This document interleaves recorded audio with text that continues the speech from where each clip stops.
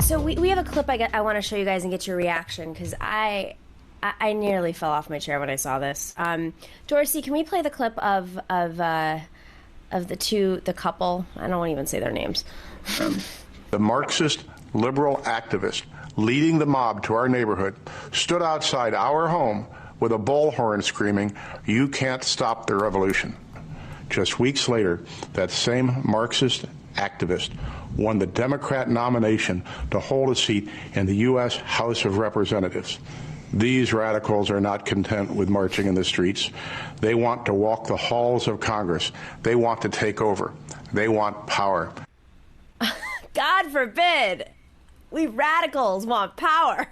Marxists. We're Marxists. The funny thing is, I can't even think of like a single prominent player in the political landscape right now who I would consider a radical leftist that like as prominent that people are actually talking about. So like once again, it's just a total invention and just painting a alternate reality for their voters and for their crowd.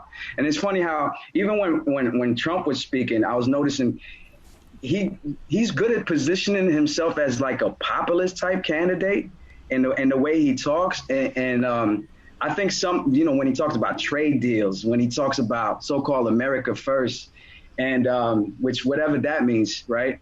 And I feel like he's trying to also appeal to some of the Bernie voters that might not consider themselves Democrats. Mm-hmm. And it's a shame because I think it's an opportunity lost on our side to get these people, in the way that it's kind of missing in the talk, because the tone last week was more, we're the reasonable ones, we're the nice ones, we're the ones that listen, but it's more to that. It's like, people are out of work. People are worried about paying their rent. People need health care. The planet is dying. Like, what are we doing here, It's interesting. So there is something there, like they're tapping into the anger of Americans. In a way, what I think, looking back at 2016, when Hillary kept saying Bernie's an angry old man, it's like, well, yeah, I want someone to be angry about the state of the country. Whether it works, we don't know. But, Chris, you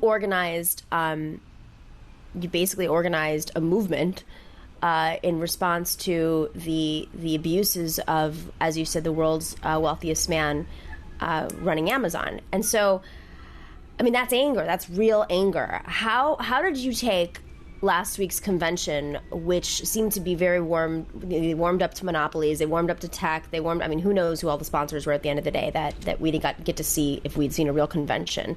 What was your take on how the Democrats dealt with the moment? Yeah, Nina Turner said it best.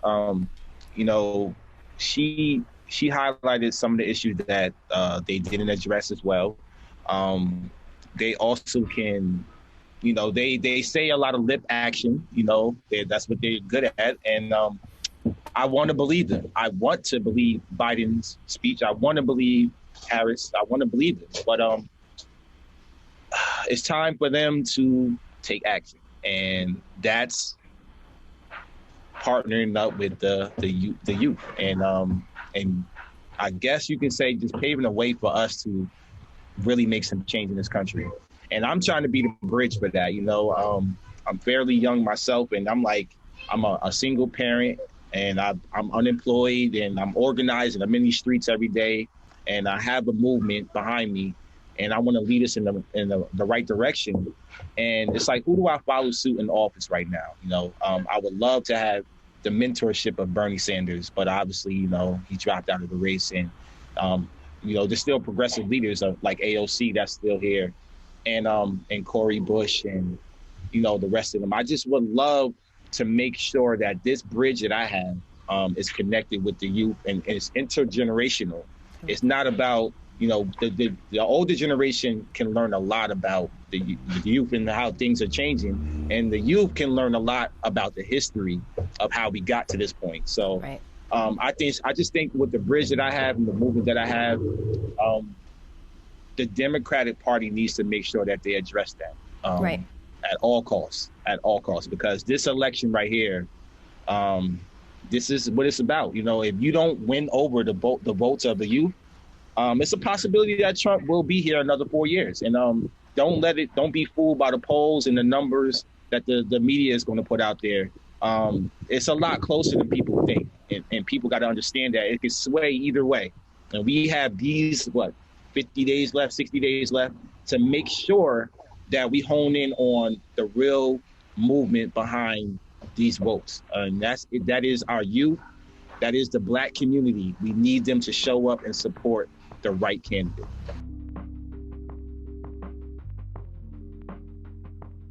Thanks for watching and listening to the Nomiki Show. But remember to click like and subscribe on YouTube, and please share on social media. If you're not already a patron, please join us for as low as $5 a month on patreon.com/The Nomiki Show for early and special content. That investment makes a huge difference. We are not corporate media raking in the dough. It's really you guys that are keeping us going. So please consider being a patron. And to our current patrons, thank you so much. We are incredibly grateful to you.